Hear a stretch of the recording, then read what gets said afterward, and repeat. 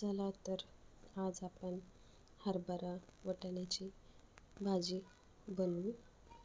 त्याच्यासाठी ते लागणारे घेतलेले आहे.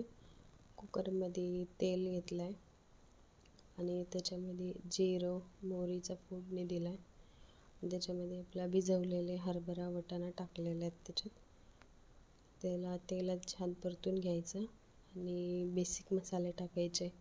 हळद, गरम मसाला, धनेपूड आणि सब्जी मसाला, आपले घरगुती लाल तिखट आणि मीठ हे सगळं टाकून तेलामध्ये छान असा परतून घ्यायचा आणि याच्यात थोडंसं शेंगदाण्याचा कूट टाकायचा.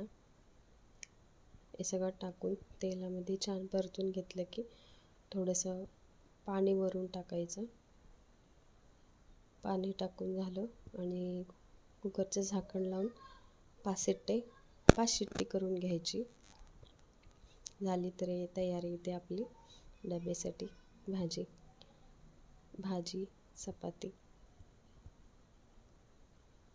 भाजी कशी वाटली, तुम्हाला आवडलं तर सांगा.